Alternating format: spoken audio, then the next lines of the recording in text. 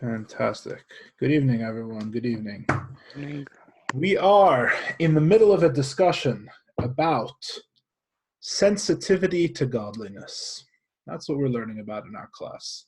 We're learning about what it is that makes a person insensitive to godliness, what makes a person more sensitive to godliness, and practical advice for becoming sensitive to the reality of God.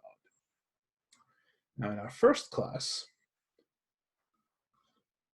we discussed the concept of timtum halev, which means the blocking of the heart, which is when the heart is full. It's a spiritual state of numbness, of insensitivity, when there's no room for God in the heart. And we described it as paroi, right? It's the negative energy. It's the klipa of Pharaoh, the king of Egypt. Why? Because paroi is the same letters as ha'oref, which means the back of the neck, that Pharaoh sits right here between the head and the heart, right? And what does he make sure? That the heart does not become touched by godliness. Each of us have a Pharaoh within us, and his job is to run interference between the mind and the heart to make sure that even though we have faith that God exists, and we contemplate the reality of God, and we bring that contemplation into an inner reality, and these three steps of faith, contemplation, and internalization are known, in other words, as Chachma, Bina, and Das, as Chabad. Even though we go through all the steps of Chabad, of faith, understanding, and internalization of the reality of Hashem, the reality of God, nevertheless, our heart remains unaffected. This is called paroi. This is the hardening of the heart, right? Like Pharaoh's heart was hardened. This is what it's like to have a hard heart. And we explained what the problem is. The problem is that the heart is not empty, right? We learned the famous saying and discussed at great length the famous saying of the Chassidic Rebbe, the idea that there is nothing as whole as a broken heart. Nothing in this whole world is as whole as a heart that's broken, which from this you learn the converse, that a non-broken heart is not whole. It's a non-broken heart that's really broken. It's a broken heart that's really complete. Why? Why is that the case? Because God dwells in a place of emptiness, as we've discussed now at length. God dwells in a place that's empty of other things, that's open to him, in a place of nothingness, an inner place of nothingness. It's only when the wagon driver says, I don't know how to solve the problem, that he's first able to solve the problem. For those who remember our story, which we began studying this whole discourse. So there are three solutions how we get to that place of emptiness, or in other words, how we break through that blockage. How do we break through this blockage between the head and the heart? Or we explained practical advice. There's basically three things you can do. One is you can actually attack the blockage itself and break through it, which is the idea that's called in Tanya and the Zohar, mevat shimle, which is that if a piece of wood does not catch fire, you have to break it into smaller pieces, right? A person has to contemplate their own lowliness. They have to break their own heart, so to speak. They have to break their arrogance and their confidence. They have to make themselves consider how humble they are and how lowly they are before Hashem. And this makes the heart sensitive. The second piece of advice is that rather than attacking the blockage, you can increase the flow of water, right, in the dam. If you don't want to break through the actual thing that's dammed up the stream, you can make the stream stronger and it will break through by itself. And we said this is the idea of studying lofty concepts of godliness. If a person contemplates not just the aspects of Hashem they relate to, but very lofty and distant and very holy aspects of godliness, the idea is so powerful, the idea can be so impressive that it can even impress itself on a hard and insensitive heart. And the third solution, we said, is that there is power in words of Torah, saying words of Torah, studying the letters of Torah. The letters of Torah themselves contain a light which can break through that blockage, which can break through that numbness. We then began discussing in last week's class, which since it did not record properly, it'll be the lost class. So anything in the future that we refer to as, oh, you should have been there at that one class, we'll say it was that one. That wasn't that wasn't recorded, right? So we'll say we'll always refer back to that one as the mysterious lost class. We began discussing last week how if none of these three things work, if reminding yourself how lowly you are and thinking of high, lofty, godly concepts and attaching yourself to the light within the letters of Torah, if none of these things brings you to a sensitivity to the divine, what that's a sign of is that the problem is not in your heart. The problem is actually in your head, right? Which is what's called timtum hameach, the blockage of the mind. You haven't been able to open your intellect itself to God, which is a much, much deeper problem, because the truth is that to a human being, our intellect is our reality. And if we want to, if our intellect is not sensitive to godliness, that essentially means we have to acquire a whole new reality. We have to acquire a whole new world mentally to inhabit. A different way of putting this is that timtum halev, the blockage of the heart, is really, as we said before, a problem of internalization, right? The mind knows the reality of God. The mind senses the faith connection to Hashem, an intellectual connection to Hashem, the reality of Hashem. The only problem is that this doesn't speak to the emotions, doesn't speak to the kishkas, it doesn't come down into what we call in Chabad, into a pnimius. It doesn't come down within the person from the abstract to affect their heart, right? So really, it's just an internalization issue in a certain sense, right? Not every part of me is blind to the reality of Hashem. There's just this paroi which stops that reality from permeating down into my emotional reality. But intellectually, I'm there. Intellectually, I'm there serving Hashem, right? Or you could say maybe that Moshe Rabbeinu, Moses knows about God. All he has to do is convince Pharaoh, right? That's timtum halev. That's when the heart is insensitive. We have a much deeper problem, a much more profound problem when the mind is insensitive. Because if the mind is insensitive, what that essentially says is that all we have to work with is pharaohs, right? The heart has the heart might not have an issue. The issue is that we've never encountered the reality of God in the first place in our mind. Even our mind doesn't have the reality of God, right? It's not just an internalization issue of bringing it into the heart. It is in general, insensitivity.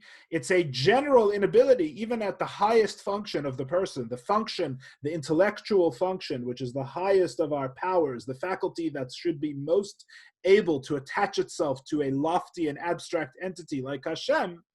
Even that part of us does not accept Hashem. It's a much deeper, much more profound issue. So really, for timtum hameach, we really need, the issue is not that Moses needs to convince Pharaoh. We really, in a sense, need a new Moses and a new Aaron, right? We need to bring godliness into us in the first place. We don't just need to bring that godly reality into our heart. We have to attach to that godly reality in the, so to speak, entirely in the first place. A different way of saying this, yet a third way of restating this same idea, is that timtum hameach means that we are in a state of I can't, right? What story did we begin last week's class, the famous missing class, with? The story of the Baal Shem Tov, right? That the non-Jew tells them, it's not that you can't, it's just that you don't want to, right? Timtum hameach is I can't, right?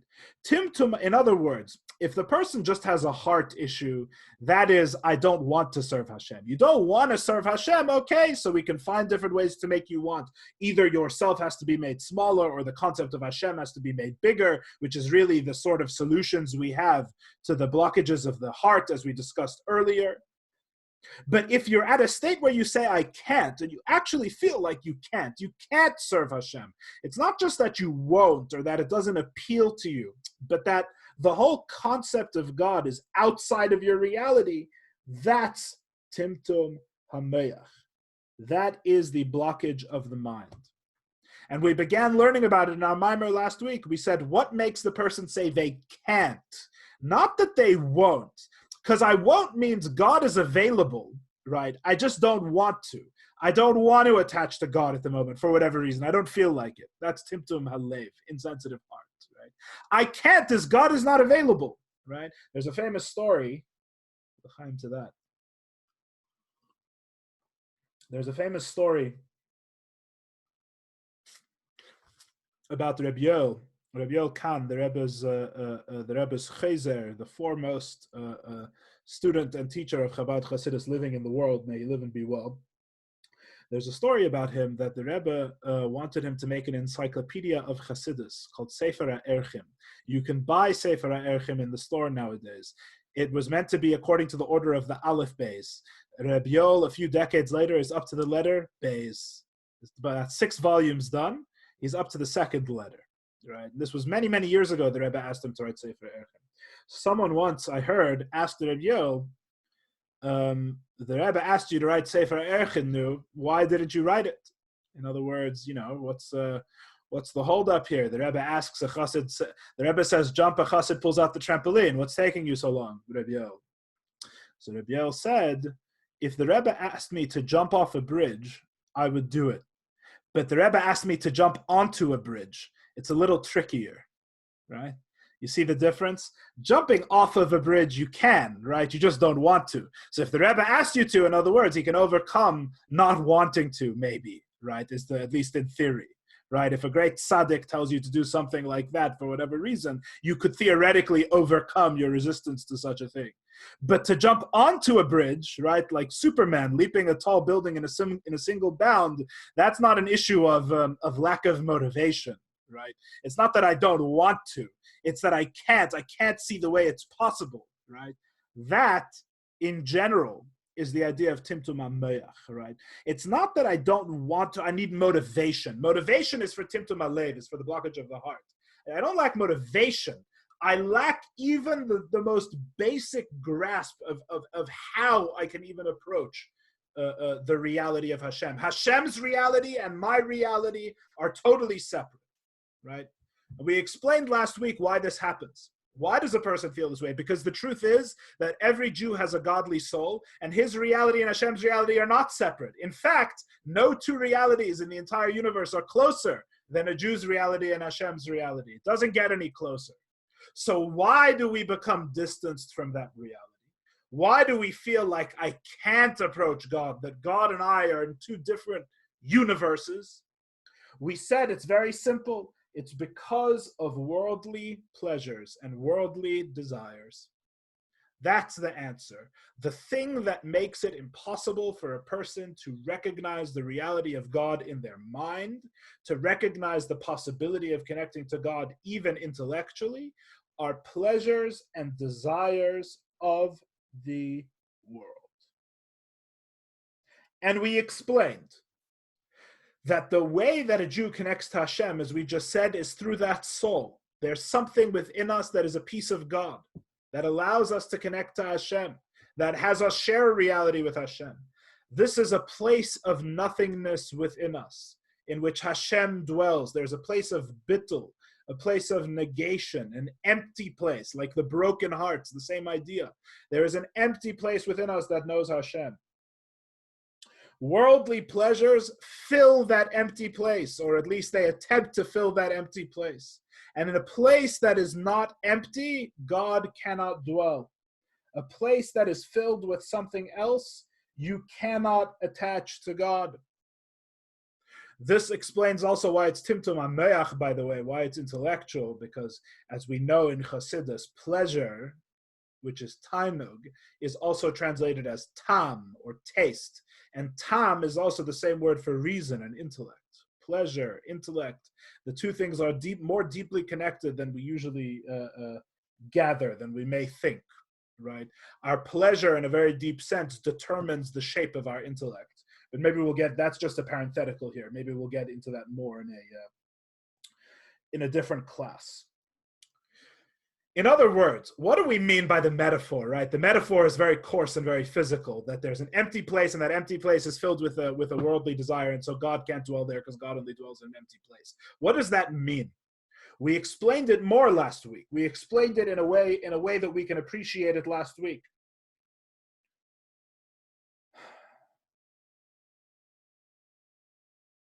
We explained that the way Hashem creates everything in our world, everything finite, everything that's defined, that has a body, that has a form in our world, everything is created something from nothing. Everything is created yesh me'ayin, ex nihilo, as we say in Latin. If we're feeling, excuse my Catholic.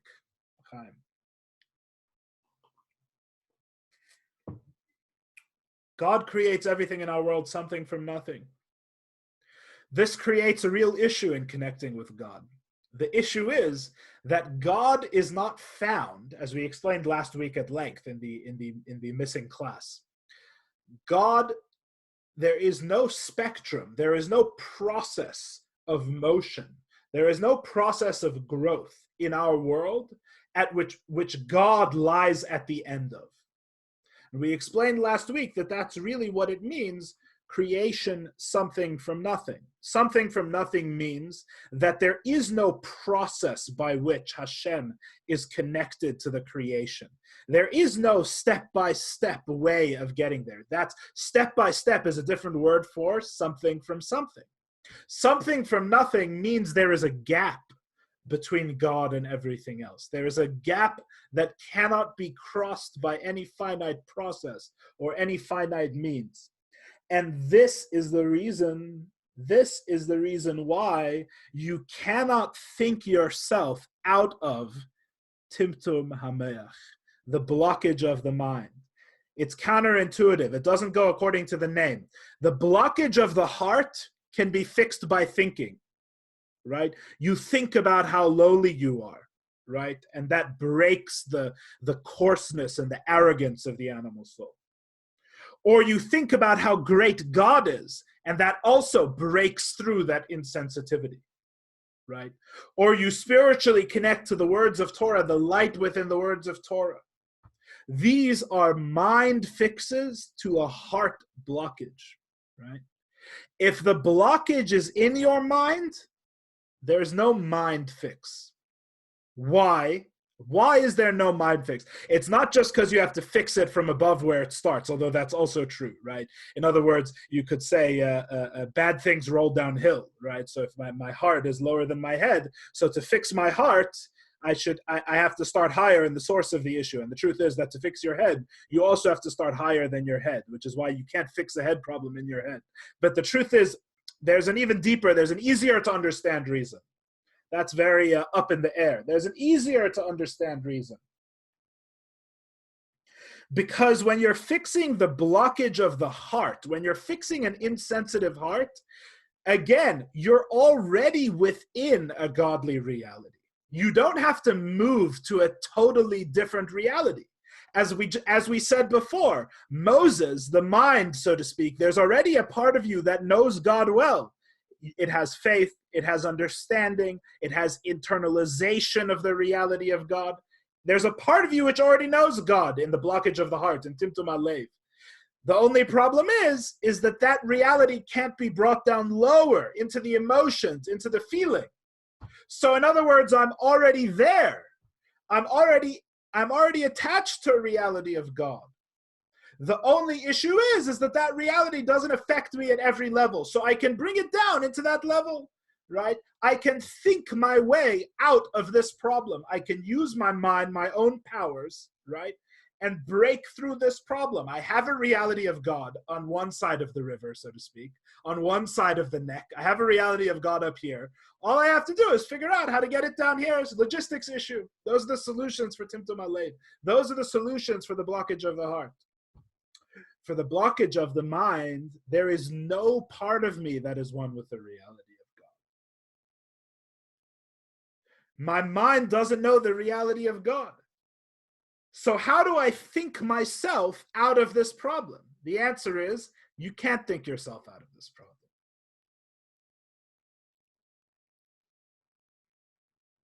Let me put it to you a different way. L'chaim again.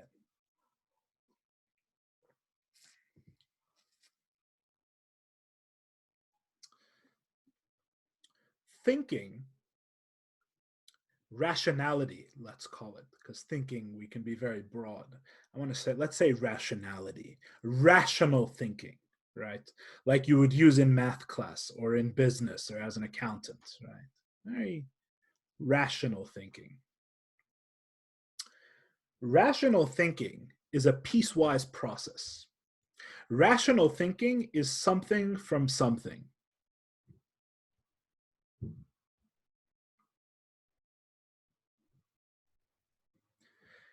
What's the classic example of a rational thought, right? A kal v'chemer, let's say, right? Kal v'chemer we have in the Gemara. Kal v'chemer, we go from the lenient case to the, we go from the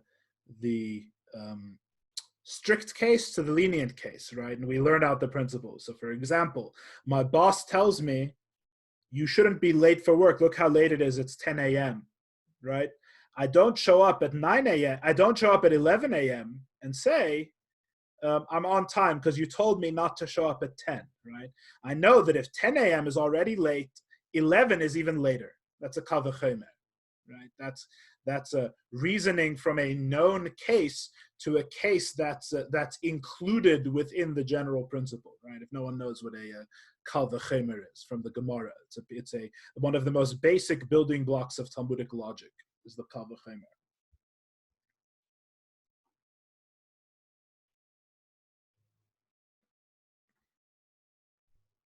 When you have the kal v'chemer, you have a rule, which is the actual rule of kal v'chemer, that I'm allowed to reason this way.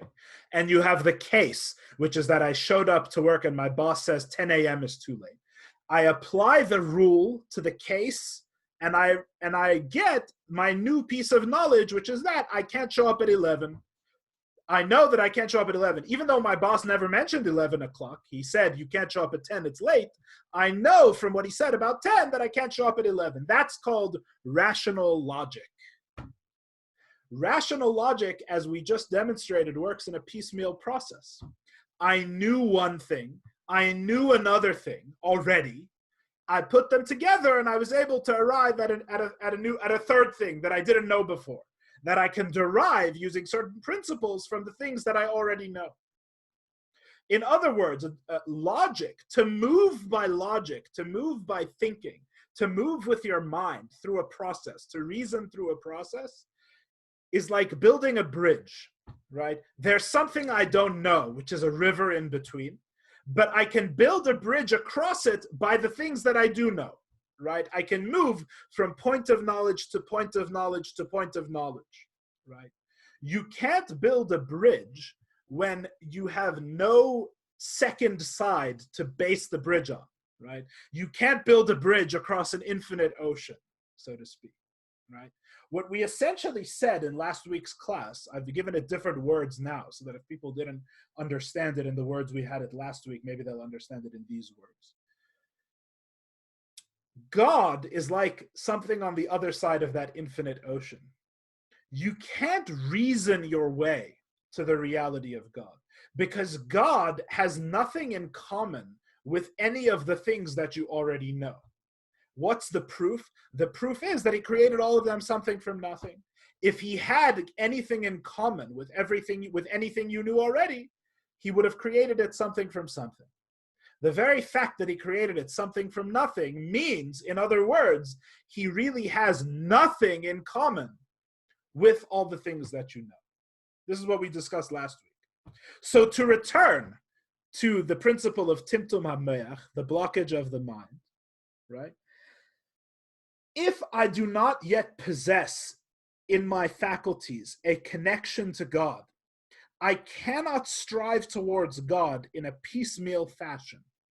I cannot arrive at God by a step-by-step process. I can't get to him from where I am now, right? What does there have to be, as we discussed at the end of last week's class? There has to be a gap in the middle. You can't go to God something to something. Doesn't work. Because God is not a something. He doesn't have anything in common with your starting point. You can only get to God if you don't already have a connection with him. with a nothing in between. It's not something to something. You have to go something to nothing, nothing to something. What was our example last week's class of having the nothing in the middle, of having to become nothing to acquire the something of godliness? We had as our example Rav Zera.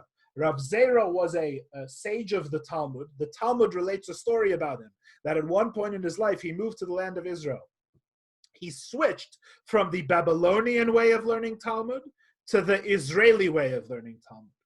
And the Israeli way of learning Talmud, of learning the Torah, was much, much, much more profound than the Babylonian way of learning it. So it says that in order to prepare himself for learning Talmud the Israeli way, he fasted many fasts. He fasted, he didn't eat, he didn't drink. He fasted to the extent, the Talmud says, that he forgot all that he had learned in Babylon, so that he would arrive at the Talmud of the land of Israel fresh. Now the question is, the obvious question is, why would you want to forget what you learned already? Build on what you learned already, right? If you're learning something new, if they learn it better in Israel, take what you have from Babylon and add to it, increase in knowledge, right? Build off that foundation. What the Talmud is telling us is something very profound, that sometimes there's such a qualitative gap, there's such an infinite gap between point A and point B, between Babylon and Israel, between a finite creation and God, that the only way you can get to point B is by totally leaving point A first. You can't build a bridge where you have one leg here, one leg there. It's impossible. The ocean is infinite. You have to jump. You have to leap. You have to leave the first place. You have to forget what you knew already to acquire the new thing. This is how we have the ability to cross an infinite gap. It's how we can go from not knowing God to knowing God, which is what has to be done to break Timtum HaMeach, to break the blockage of the head. We are introducing a new reality of Hashem. And this is why pleasures of the world are what make the mind insensitive to godliness. Because you might think like this. Let's say I take pleasure in what's a very refined worldly thing that no one's embarrassed of taking pleasure in. Let's say I take pleasure in Beethoven's Ninth Symphony. No one's embarrassed by that except the crazies, right? They all live in isolated neighborhoods, throw rocks. Only crazy people are offended by Beethoven's Ninth Symphony, right? Says the Holy Lubavitcher Rebbe, says Chassidus, it says like this: the connection to that worldly pleasure makes you more of a something. It inures you more. It makes you more used to finite, external reality, the world of some things. And therefore, it makes it harder to accept the reality of Hashem. It's not that you can say, okay, Beethoven's Fifth Symphony is profound, and I'll add on that profundity and say, the God who created Beethoven, he's even more profound, right? I'll go step by step. First, I appreciate, what's an example? First, I appreciate ABBA, right? Very basic music. Then I move on to appreciate Beethoven's Fifth Symphony. I don't know what the gap is there. We'll have to leave that to the other scholars to decide. Then I go from Beethoven's Fifth Symphony and I appreciate Beethoven's mind itself, which is where the Fifth Symphony came from. And then I go to appreciate the God that created Beethoven, right? It's a very steady process, one step to the next. Chassidus says, you're making a big mistake. You're making a big mistake. You're thinking that God is at one end of a process, that you can go from a less refined thing to a more refined thing to a more refined thing, and at the end of this process, God is there. But God is not on any of these spectrums. God is not the end of any of these processes, because all of these things were created something from nothing from Hashem. They weren't created something from something. It's not like Beethoven's Fifth Symphony is 0.0001% of Hashem, and that you can build on that and get to 0.002 and go higher and higher and higher. It's not how it works. Hashem is infinitely removed. no worldly pleasure is any percent of godliness. And therefore, worldly pleasures make it more difficult for the mind to absorb a new reality of Hashem, because there's already something here. That something has to be undone. Reb Zera, when he still knows a page of the Babylonian Talmud, is more far away from the Jerusalem Talmud than when he has forgotten that page, right? And every page we learn, every page of worldly pleasure we indulge in, we make it harder for our mind to find that inner place of nothingness, that inner place where it is divested from all these finite and limited realities and is able to connect to Hashem. That, in different words and with different metaphors and more Abba, is what we discussed last week.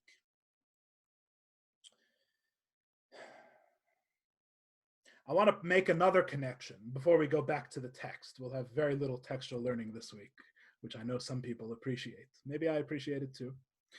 We have a different connection I want to make. And the other connection is like this. Once upon a time, a certain Jew visited the Rebbe the Tzemach Tzedek, the third Rebbe of Lubavitch. The Rebbe the Tzemach Tzedek was, first of all, he was a great Rav. He was a great halachic authority. He was also an incredibly sophisticated, obviously, understander of Chassidus and godliness, a holy Rebbe who brought Chassidus to places that it had never been before. He was particularly amazing. His particular addition to Chassidus involved bringing the abstract theology of Chassidus and connecting it with principles in Jewish law, because he was a great pesek and a great halachic decisor in the revealed aspect of the Torah as well. So the Tzemach Tzedek was an unbelievably lofty person, a lofty Jew, a great Rebbe, and also, more coarsely, he was also an incredibly abstract genius. In other words, abstract thinking was not his weak point. He was not a simple person. On the contrary, the Rebbe the Tzemach Tzedek was an incredible genius of Torah, speaking with the greatest Torah giants and Torah geniuses of his day. The only reason I'm saying all of this, which is really goes without saying, maybe is even better not to be said. Maybe it lowers the Rebbe down by speaking of him so casually. But the reason I'm saying all of this is to give weight to the following story. There was once a Jew who went to the Rebbe the Tzemach Tzedek. And the Jew went into the Rebbe the Tzemach Tzedek, and the Jew said, as many more Jews were saying in those days, with the arrival of something called the Haskalah, the Jewish Enlightenment, this Jew told the Tzemach Tzedek that, I don't believe in the existence of God. I don't know if God exists. He told the Rebbe the Tzemach Tzedek.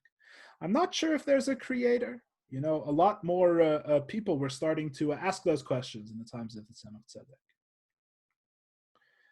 Tzemach Tzedek looks at the Jew, and the Tzemach Tzedek tells him, do you believe that the Tsar exists? Which itself is an interesting question.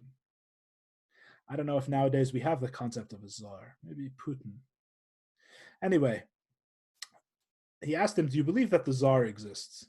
And the Jew said, are you kidding? Everyone knows the Tsar exists. So I've never had a doubt about the Tsar's existence in my life. The Tzemach Tzedek says, so why don't you believe God exists? If the Tsar can exist, God can exist. So the Jew tells the Tzemach Tzedek, he says, well, the difference is that my cousin, who lives near Petersburg, right, near Petersburg, he was once there when the Tsar's procession was leaving the city, and he actually saw the Tsar, and he told me all about it. So I believe that the Tsar exists because I trust my I trust my own relative, I trust my own blood, and he saw that the Tsar exists. And he told me. So the Tzemach Tzedek replied to the Jew. He said, okay. He said, do you trust me? And the Jew says, yes, Rebbe, I trust you. So the Tzemach Tzedek says, just like your relative saw the Tsar, I've seen God. You can rely on me. Trust me that there is a God. And this answer was deeply satisfying to the Jew. This answer allowed him to get over his over his problem. Now the question is, what happened in this story? This is not a rational demonstration of the reality of Hashem. There's no argument here. There's nothing that can't be questioned here in a million different ways. This is a pure trust argument. It's a Tzemach Tzedek saying, just trust me, rely on me. It's called an argument from authority, right? Most people frown at this sort of thing. Right? What's going on here? But the truth is, this is really the connection I want to draw. The truth is that the place of nothingness within every Jew exists already. In other words, there's something called a Jewish soul. There's something called the neshama. And you don't need to argue with someone's mind. You don't need to argue with a Jew's mind to connect them with Hashem. A Jew doesn't need to argue with their own mind to connect themselves to Hashem. It's the truth. It doesn't have to be about other people. It could be about yourself as well. The truth is that the only thing that you really need to do to connect the Jew to Hashem is bring out that inner place of nothingness. And in fact, arguing intellectual things can be counterproductive if the Jew does not have a mental connection with Hashem, which is kind of what we're saying in our mimer, isn't it? We're saying that the person can't go from worldly pleasures, right, from worldly finite things, and go from there to appreciate Hashem. It's either one or the other, right? It's either emptiness and Hashem can dwell there, or it's full and Hashem can't dwell there. There's only room for Hashem there. You can't build to Hashem with a process. You can't get to Hashem with a yesh mi yesh, rational, something from something process. Right? That's exactly what the story of the Tzemach Tzedek is about. The Tzemach Tzedek is telling this Jew, you already know that God exists. The problem is that you're thinking about it in rational terms, but you don't need to think about it in rational terms. In other words, what did rationality ever do for you that was so great? In other words, you can trust me. There's a part of you that already trusts the Rebbe. So what's the issue then of trusting me one step further and trusting me about Hashem? Right? Why does it have to be argued in your head so much? Why does it have to be understood in a step-by-step process? That process really is just getting in the way of your essential godly essence, right? Which is why the Tzemach Tzedek's descendant, the Lubavitcher Rebbe, the seventh Lubavitcher Rebbe, our Rebbe, started something. He started a campaign called Mivtzoyim. Mivtza Tefillin, mitzvah campaigns, right? Get women to light Shabbos candles. Get men to wrap tefillin, right? The Rebbe did not send out Chassidim. He did not send out Jews to go tell other Jews about the reality of God and argue with them on street corners and get into philosophical arbitration. And the question, it's not because the Jews wouldn't win the arguments, right? So some people might think that, right? It's not because the God-fearers wouldn't win the argument. That's not why. The reason why is because the danger is not that they would lose the argument. The danger is that they would win the argument. That's the danger. Right? The problem would be is if you convinced another Jew that God exists and God is real and you should keep Torah and mitzvahs, and you convince them how and to connect to their own Judaism, you convince them only intellectually. That's a big problem. It's a big problem to win the debate, right? It's a big problem to explain to someone all rational, worked out the reality of Hashem. What's the problem? Our mimer has explained to us the problem. The problem is that any God who you have reached through this stepwise process, I go from my own ego, my own mind, my own issues, and I somehow find room in that whole mess for the reality of the Creator. What reality of the Creator have I attached to? Only the one that I've created for myself. The real Creator doesn't fit in all that mess. The real Creator is beyond all that mess. He creates it something from nothing. God only dwells in a place of emptiness. If you don't have the emptiness, if you don't have that leap, if you don't have that soul connection, you're not really connecting to the real thing. That's the lesson. A side point, a side connection from our mimer. right? The point is not to convince ourselves and answer every question. We don't have to live at that intellectual level. We have godly souls. We have a spark of God within us. I'm talking about people dealing with their own issues and their own questions. And that spark of God is real. It's more real than any of our questions. It's more real than any of our debates of any of these structures, any of these worldly pleasures and reasons that we've built up for ourselves. And all we have to do is connect to that place, right? And so it turns out that in order to get the reality of God, you have to first go to a place of nothingness. And really, that's the answer for Timtum HaMeach. Are there any questions so far? We're now going to go inside the Mimer and read a little further. But before that, are there any questions? After I just gave a whole speech about the questions, right? Now you should circumvent your questions. But are there any questions? Okay. Let us go further in our Mimer. As soon as I remember how to share my screen, we will do just that.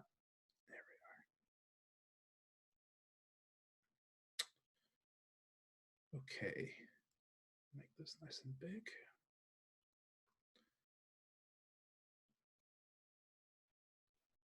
All right.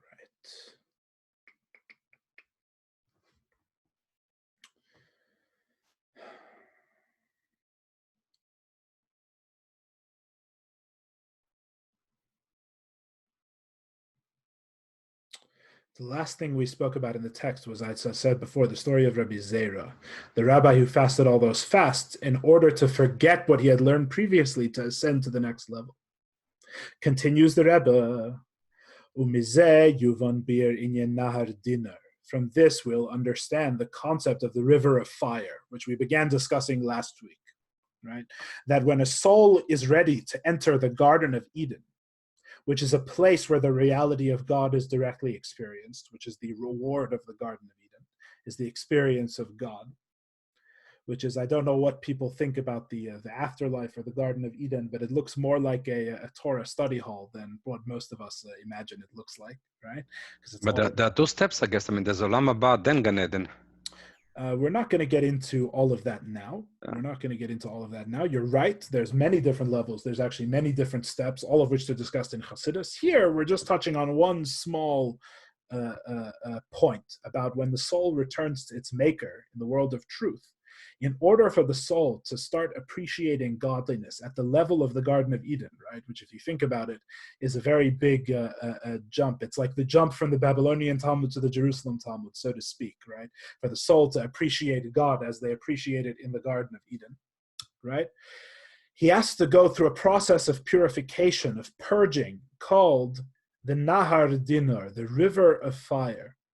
Why does the soul have to be placed in the river of fire? The river of fire is like a washing machine, right? What does the river of fire do? As long as the soul still has a connection to the vision of this world, its eyes still see with the vision of our physical world, it has no connection at all to the light of the Garden of Eden. Right? Again, not a stepwise process. You can't say, oh, well, I studied Talmud in this world, so in the next world, I'm already 2% of the way there. Give me the 3%, right? Doesn't work like that. You have to go back to go forward, right? You have to unlearn all of the finite things that you've learned that get in the way of that inner place of bittul in order to appreciate the revelation of Hashem in the Garden of Eden. Everything that gets in the way of that self-nullification has to be removed. And this is called a spiritual process called the Nahar Dinur, the river of fire. According to this, it's understood why worldly desires, worldly pleasures are the reason for the blockage of the mind. And really, it's a mikol shekain, it's a kal v'chemer, which we just mentioned before, what a kal v'chemer is. It's the same argument, the same form of argument from the river of fire, right? What's the argument? The Rebbe says quite an amazing thing now, right? He says, if you need the river of fire to prepare you for the Garden of Eden, all the more so do you need something like the river of fire in order to break through the blockage of the mind? Why is it an all the more so? Let's see what the Rebbe says. Because in the Garden of Eden, in the next world, in the world of truth, where the soul goes after we pass away, they're only experiencing a ray of godliness, a single finite ray. The souls in the Garden of Eden, it's explained in Chassidus, are still finite beings. They are still beings of a certain defined and limited reality, and therefore the godliness they are able to appreciate is still limited according to their definitions. Granted, they're far more spiritual, really infinitely more spiritual and more refined and more able to appreciate godliness than we are in this world, but nevertheless, they are still finite beings, and they appreciate only a ray of godliness, only a glimmer, only a contracted form of God's reality in the Garden of Eden. This is what it says, that they take pleasure and they bask in the rays of God's presence. Nevertheless, nevertheless, the vision of this world, of all the things in this life, in this reality, would still confuse even appreciating that ray of godliness. And therefore, they have to go in the river of fire to remove the vision of this world, to forget, essentially, what it was like in this world. If so, will be understood all the more so regarding the godliness that is revealed in our Torah and mitzvahs in this world, which is the level of atzmos, which is an expression of God himself. It is certain that being sunken, that being vertrunken, being steeped in the desires and pleasures of this world will confuse that revelation of godliness. So in other words, if being involved in this world prevents the appreciation of God in the Garden of Eden, where it's only a ray of godliness, all the more so it prevents an appreciation of godliness in this world. Because in this world, when you learn Torah or do a mitzvah, you're not connecting to a ray of godliness. You're connecting to God himself. God himself, the very essence of godliness, is within our Torah and mitzvahs in this world. Torah and mitzvahs in this world are a far greater experience of godliness in truth than the ray of godliness perceived in the Garden of Eden.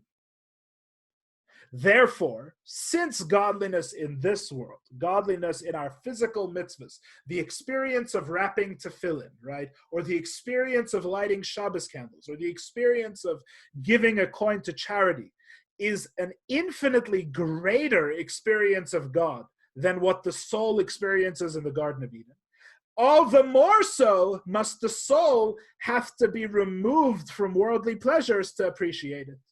Right? If in the Garden of Eden it's only a glimmer of godliness and you have to go in the river of fire to even be able to taste of it, right? Then in our world, where the godliness is so much loftier, the godliness we are experiencing is so much more profound, so much more infinite, all the more so we have to go through this experience, through something like the river of fire, where we become nothing in order to experience godliness. When a person is steeped in the desires of this world, they are not a vessel for the revelation of God's light, for the experience of God. So one of the reasons, actually, it turns out, one of the reasons it's difficult to appreciate godliness in this world is because the godliness is so high. Right? That's basically what the Rebbe just said. The Rebbe said, it's not just that we have pleasures of this world, that's also true, and that's the fundamental issue. But why is the slightest enjoyment of something other than godliness such a contradiction to godliness in this world, even more than it is in the Garden of Eden? Because the experience of godliness in this world is so high and so lofty and so infinite and so profound. In other words,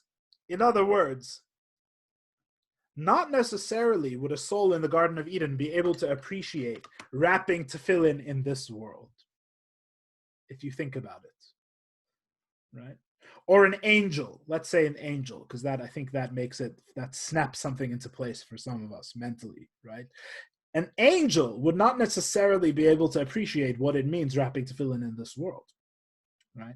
They are used to a certain percentage of God being revealed, so to speak, a certain contracted form of godliness that they experience, only a ray of godliness. We in this world, when we do Torah and mitzvahs, it's like, as it says in Tanya, right? It's like you're hugging the king. You're hugging the king himself. No matter how many clothes, layers of clothes the king is in, when you hug the king, you're hugging the king himself, right? The clothes don't get in the way. So even though we have a physical piece of clothing around the king, which is called wrapping tefillin, that doesn't seem like an experience of God. It seems like putting something leather on your arm, right? For example. Nevertheless, within that, we are grasping God himself, the king himself. So no wonder it's very difficult for us to appreciate the godliness within Torah and mitzvahs. Because if you have to go in a river of fire to appreciate the limited and finite godliness that's within, the king's palace, the external aspects of godliness in the Garden of Eden, all the more so does a person have to be distanced from all other pleasures, from all other desires, in order to have God. The emptiness that we need in our world, the place of emptiness that we have to reach, is far more empty in a sense, right? It's far more easily ruined by other pleasures and distractions than even the revelation of God in the Garden of Eden. The Yesh L'Hosef, continues the Rebbe, and we can add further. The cause of the blockage of the mind is not just that now the person is steeped in worldly desires. It's even now when they are no longer steeped, no longer sunken, no longer soaking in those worldly desires.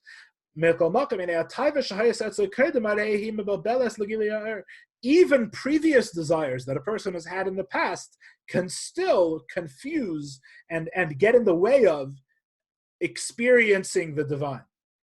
In other words, you don't have to be having a worldly desire right now for it to ruin this experience.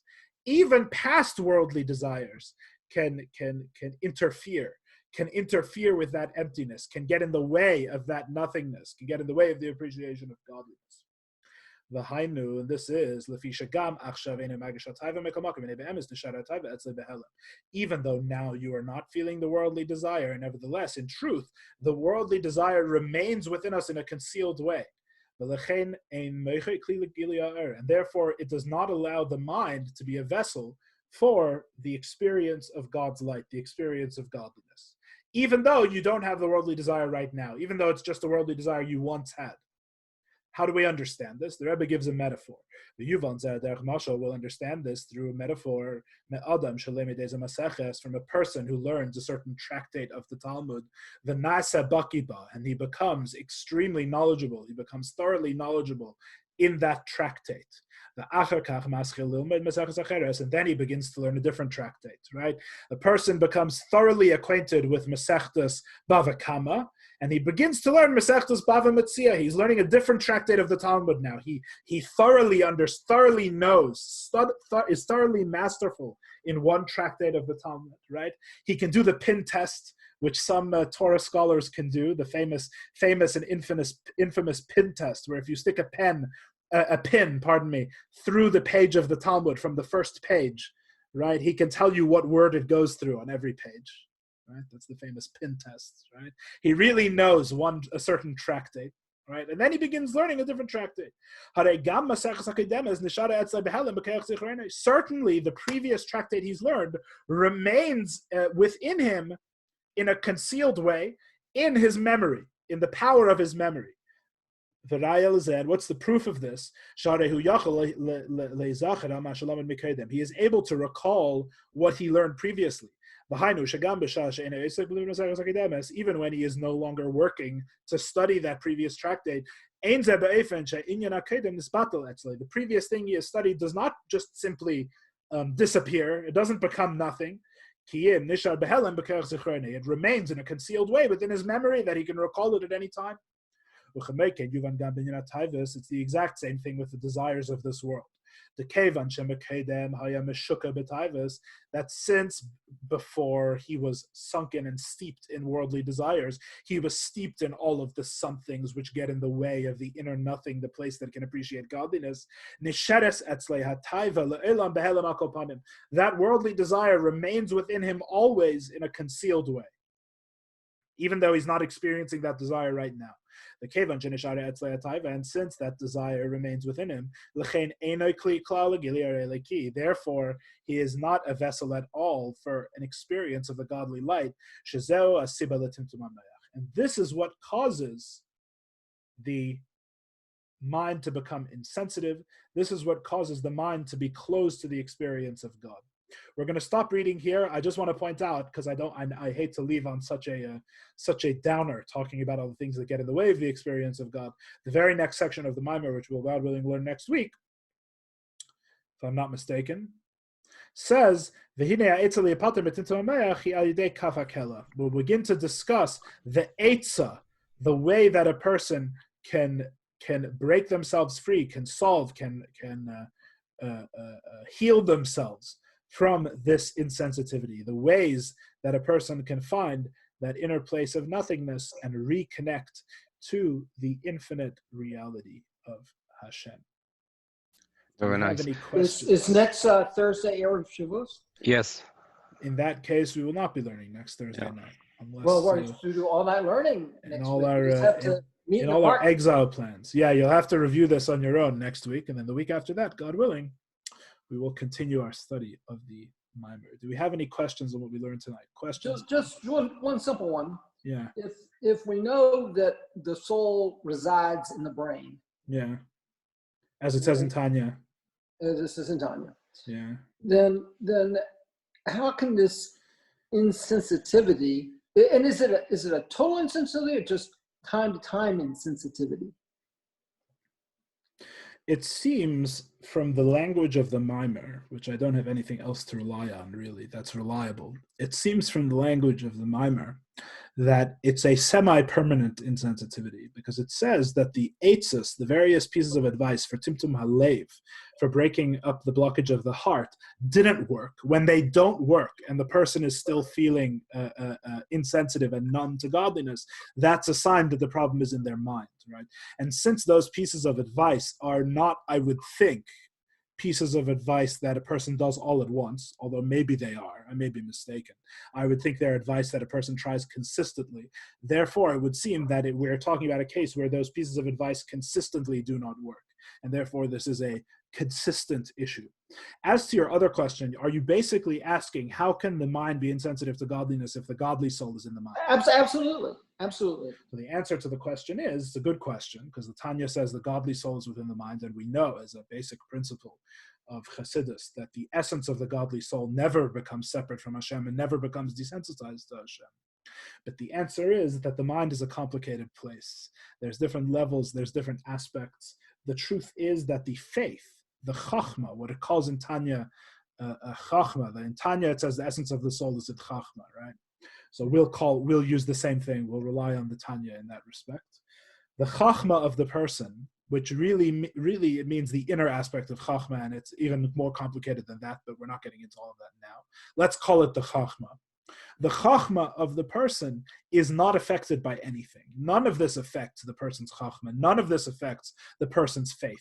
The problem is, as we have discussed in our class many times, is that faith by itself is not really an inner experience of godliness at all, right? It's not really real. It's totally abstract from the person, is their pure faith. So even though you're right, none of this ever affects the pure faith. And in fact, that's really what we mean by the idea that the person is able to return to an inner place of nothingness inherently, right? Because if they didn't have that faith, if they didn't have that inherent connection with Hashem, none of what we're describing would be possible. You understand, right? How can you cross an infinite ocean? How can you cross an infinite gap with Hashem? It's only if you possess Him already, is really the answer.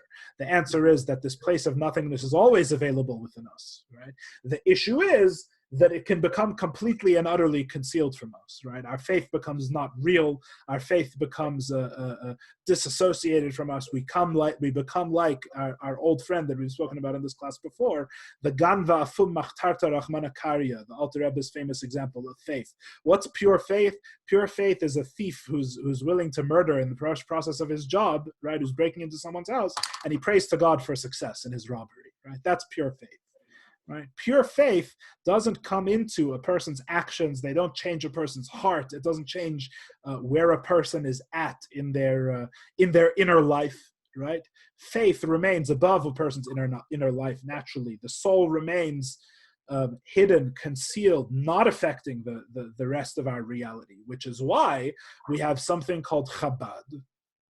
What is Chabad? Chabad is the process whereby we take that faith and we bring it into our own inner reality, right? There's a chachma and a bina and a das, right? There is the receiving of the faith itself in the intellect, call that chachma.